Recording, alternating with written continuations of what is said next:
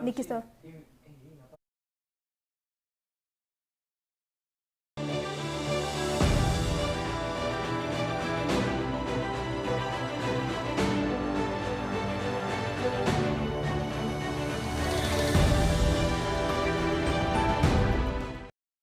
Join us every Friday at Stars TV as we bring you the most anticipated weekly news recap. I am directing that we too live within our means. From political shifts, what is a popular government and what is a populist government? The issue is governance and integrity. to groundbreaking discoveries, uncovering the stories that shape our world. Mambo haiko fiti.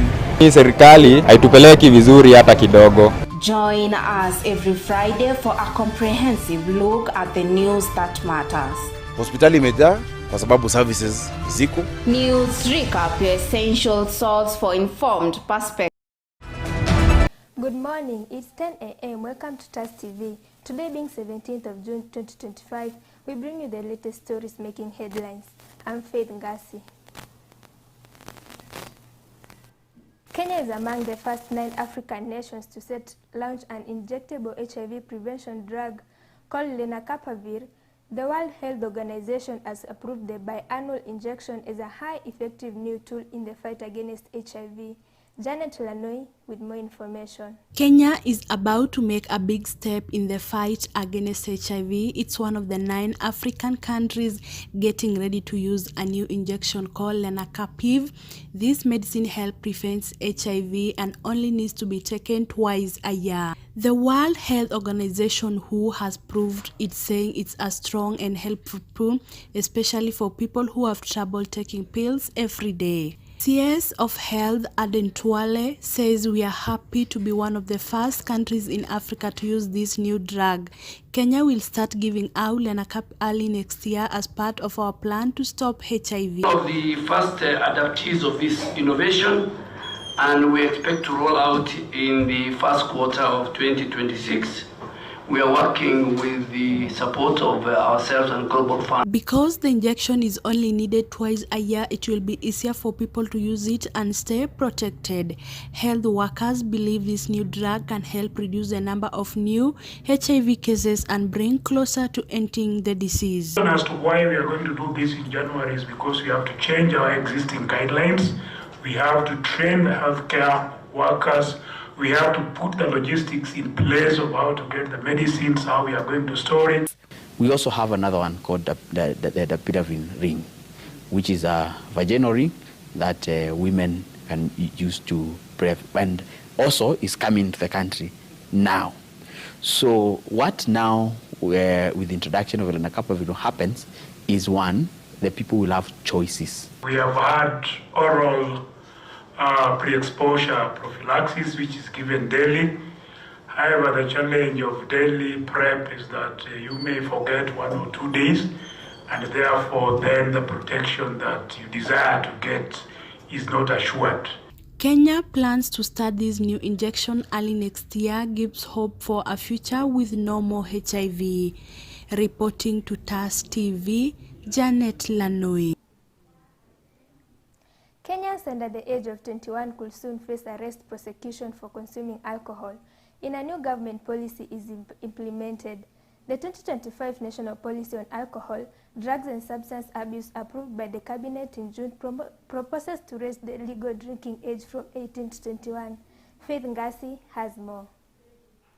In a bid to delay what it describes as early alcohol initiation, a key factor in reducing the risk of addiction, the National Authority for the Campaign Against Alcohol and Drug Abuse, NACADA, has developed the 2025 National Policy on Alcohol, Drugs and Substance Abuse. The policy, which was approved by Cabinet, seeks to reduce the harmful impact of substance abuse across the country. Among its key proposals is raising the legal drinking age from 18 to 21 years. Some sections will require legislation before full implementation. Now, if they start drinking alcohol early, at the age of 18 maybe, it impedes brain development. It can cause a higher risk of addiction. It can create risk-taking behavior amongst the youth. Of course, if they're in school, it will impact their academic endeavors. The authority also plans to scale up access to public treatment and rehabilitation services by making them more affordable. This will be supported through the establishment of a solar compensation fund financed through the levies imposed on alcohol and drug sellers. In addition, NACADA is seeking to partner with the Communication Authority of Kenya, the DCI, Cybercrime Unit, and the Kenya Film Classification on Board to monitor and regulate harmful content. The collaboration aims to develop digital surveillance tools to track illicit online drug markets, while also promoting counter-narratives to discourage substance use. When we were doing that survey at the university, most of the students who participated said online sales are the second leading source of their alcohol and other substances. NACADA, which estimates that 4.7 million Kenyans aged between 15 and 65 use at least one substance, is now calling for stricter enforcement of zoning laws and authority. Once alcohol outlets banned within 300 meters learning institution and residential area. They also propose that places of worship be officially designated as an alcohol and drug-free zone. Reporting for TAS TV, I am Faith. Security personnel are on heightened alert in Lamu following the deaths of 5 people in separate blasts. The explosion occurred on Sunday and Tuesday in Garissa and Lamu County. Agnes Wanjira with more details. Security agents are on high alert in parts of northeastern and Lamu after 5 people were killed in separate explosions. The incidents happened on Sunday and Tuesday in Garissa and Lamu counties. There are fears of more such incidents following intelligence reports that the terror group Al-Shabaab had dispatched goons for the mission. Among those killed on Tuesday were 3 Kenya Defence Forces KDF soldiers. In contrast, 7 others are nursing injuries following an explosion on their vehicle on the Kiunga-Sankuri Road in Lamu County, after an improvised explosive device went off at the Buda area. Police and witness said of the Tuesday, July 15th incident. Police explained that the soldiers were en route to Sankuri to transport their colleagues when their vehicle hit an aid on the way back near Kiunga. KDF said in a statement that troops on patrol along the Sankuri-Kiunga main supply route encountered an improvised explosive device Tuesday afternoon. Immediately after the incident, multi-agency security teams launched operations in pursuit of perpetrators of the heinous act and have heightened the manning of routes in and out of the area to deny the enemy freedom of movement. Reporting for TAS TV, Thika, Kiambu County, my name is Agnes Wanjira. The government is investigating the mysterious deaths of 4 residents in Migadini area of Changamwe, Mombasa County. The 4 are said to have died from a yet-to-be-identified disease that leaves victims' bodies swollen and riddled with pus-filled wounds. Venik Mokeira looked into this. Migadini community in Mombasa is reeling from fear and confusion. 4 people have died under mysterious circumstances, their bodies swollen and covered in pus-filled sores. The first incident occurred on July 9, 2025, when a 91-year-old woman died at home. According to the Mombasa County government, she succumbed to an unspecified chronic disease.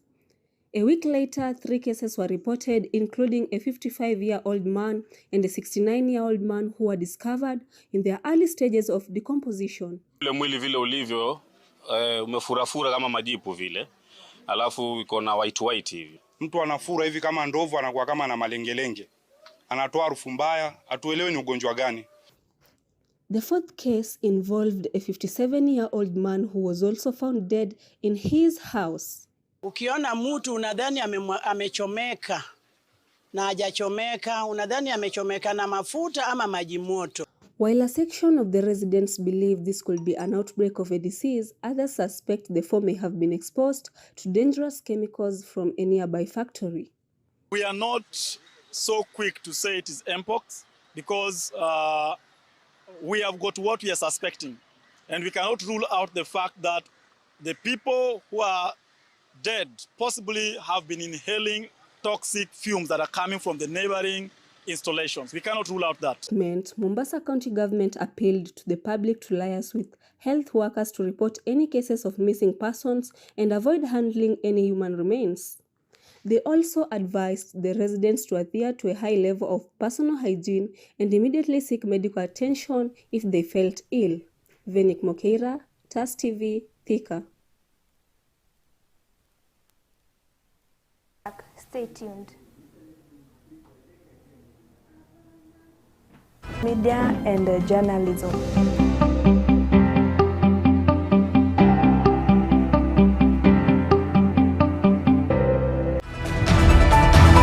CS Murkomen and CS Mvurya today inspected the venue and confirmed new access gates.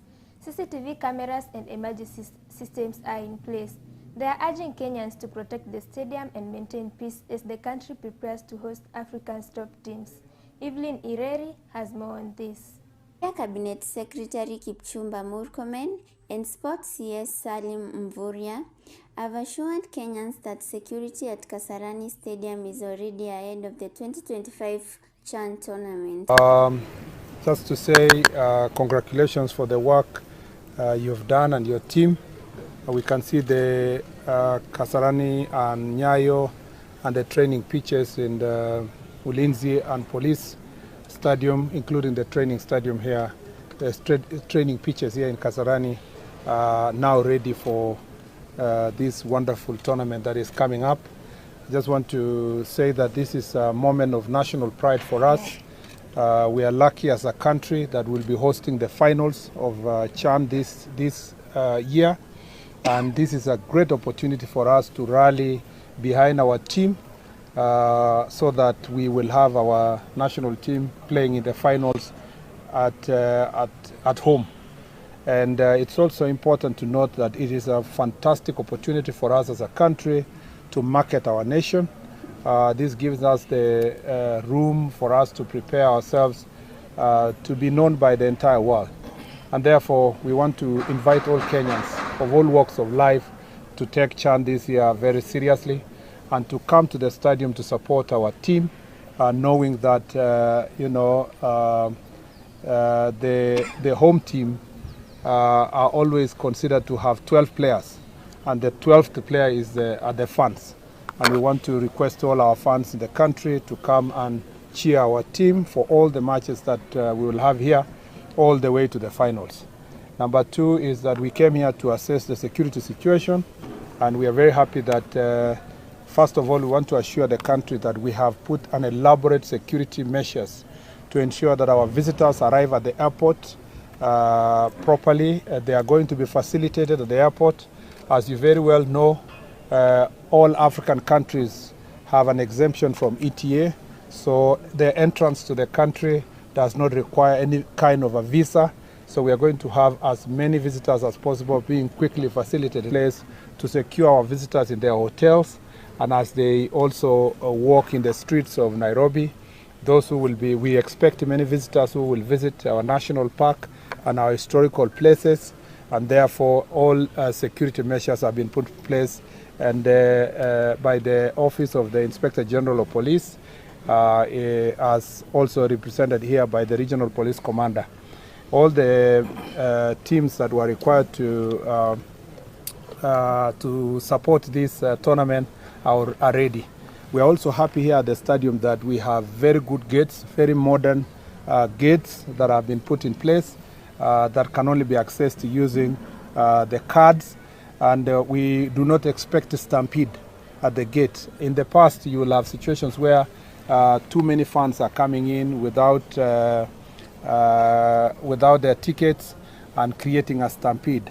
We want to ask all Kenyans who will be coming that they need to go through the protocols to ensure that everybody has their ticket, and we don't expect a spectacle around the stadium. The two cabinet secretaries today inspected the Moi International Sports Center, Kasarani, to assess its security preparedness and infrastructure upgrades. Murkomen said modern biometric access gates have been installed to control crowd and prevent stubbornness, while over 100 CCTV cameras have been mounted to boost surveillance. Nairobi Clinical and Early Medicals have sharply Governor Johnson Sakaja's administration, urging that it has neglected their welfare, stalled career progression, and allowed public health care to deteriorate. John Masharia with more on this. There seems to be no end in sight for protests by healthcare workers, especially those under county government. Nearly 3 months after clinical officers in Nairobi downed their tools, City Hall remains silent even as services deliveries continue to crumble in several public health facilities across the capital. Many facilities around Nairobi have not been working, and even those that have been working have not been working optimally. But what is more concerning is the carefree nature with which the county government of Nairobi has been handling these issues. More than 500 clinical officers withdrew their services, citing broken promises on career progression, including the failure to implement career guidelines, delayed promotion, and staff redesignation. At the same job group for the longest, and now we have a new policy document that dictates our employment from internship to retirement that the county government promises to implement but does nothing in regards to its implementation. We have had several meetings that are not fruitful. The people who you have entrusted with the docket are a failure, and nothing is happening.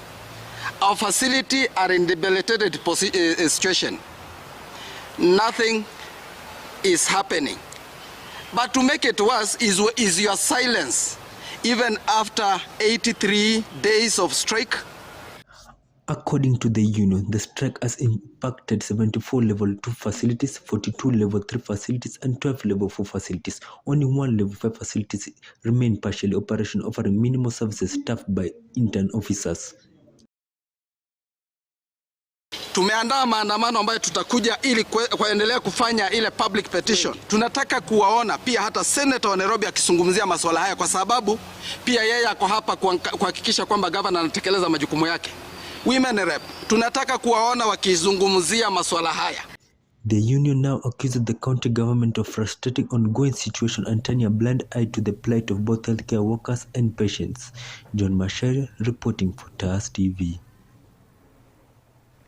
Kenya's Agricultural and Livestock Research Organization, CARO, in partnership with the International Rice Research Institute, has unveiled 2 new rice seed varieties aimed at improving rice production and food security across the country. Ashley Mary has more on this.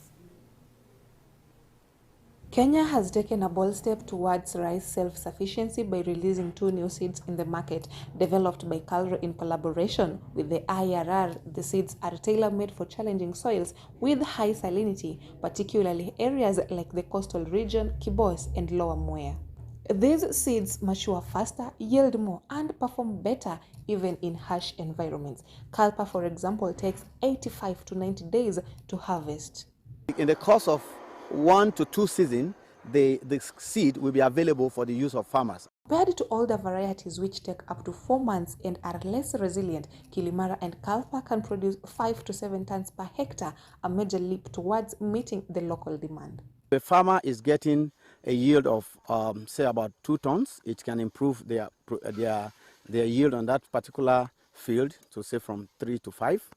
And it increases the amount of profit that a farmer can make from a given land. Cultivation technology to increase rice productivity, especially we are focused on certified seed. The initiative is part of a broader strategy involving COPIA and LBDA, equipping the local research stations and training farmers nationwide. Reporting for TAS TV from Thika Town, Kiambu is Ash. And the highway after being hit by a speeding lorry and blocked the road in protest. They demanded urgent safety measures like speed bumps. Derek has more on this. Tension crept Korompoi area along the Namanga highway today after a tragic accident claimed both the life of her mother and her daughter. The both were attempting to cross the busy highway when they were hit by a speeding lorry. Witness say the driver failed to slow down, leading to the fatal crash. Kwa majina yangu naitwa Judy, mkaaji wa Koromboi. Na kabla ya hii accident kuna mwenye tunazika kesho alikufiwa hapa. Si alikuwa kwa Sunday. Hapa Sunday. Naomba serikali yetu tafadhali hapa watuwekee bumps. Kakuta ore maimai. Kakuta tunakuomba. Kuja tu tuwekee bump. Angered by the incidents, residents took matter into their own hands, torching the lorry and blocking the road in protest. They accused authorities of neglecting pedestrian safety in the area, citing the lack of footbridge. Naitwa Joyce Nduku, mimi ni mkaaji wa hapa Koroboi. Na hapa kila wakati kuko na ajali. Na hizi ajali, we are blaming them to Kenya National Highways Board. The engineer, the office iko pale huko Athi River. They drive on this road every single day. They know there is a very big population here. Why they have erected bumps, huko Hola, they have erected bumps hapa Kimalat, they have erected kule Galaxy, kule Kitengela hapo karibu Yukos. Alafu hapa pahali kuko na big population, there is no bumps. How we are blaming this accident and any other future accident na zile zimepita, we are blaming the Kenya National Highways Board. Police were later deployed to disperse the crowd and restore calm. The bodies of the victims were moved to a local mortuary and investigation into the incident are now underway. Residents are now calling for urgent intervention to prevent further loss of life along the highway. Reporting live from TAS TV, I'm Derek. Come on. That's all for today's news bulletin on TAS TV. Thank you for watching. I've been yours, Faith NGASi.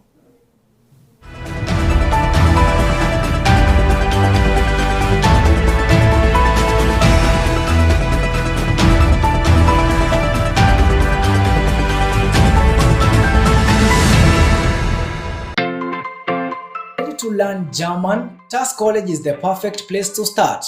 Grab a partial scholarship opportunity in German language beginner course today and unlock new opportunities to work abroad. Guten Morgen. Good morning. Guten Tag. Good afternoon. Guten Abend. Good evening. These are some of the words that you will be learning in our school. So come and join the new beginner classes for German classes at our school. Whether it is for travel, career, or personal growth, TAS College has you covered. Whether you prefer online or physical classes, we have the ideal learning option for you. With monthly intakes and experienced instructors, you will be speaking German in no time. We are located in Vika Town along Kenyatta Highway at Nema Plaza 2nd floor opposite Vika Bazaar building. Ready to begin? Call 0798 154 042 to enroll today. TAS College, striving through talent.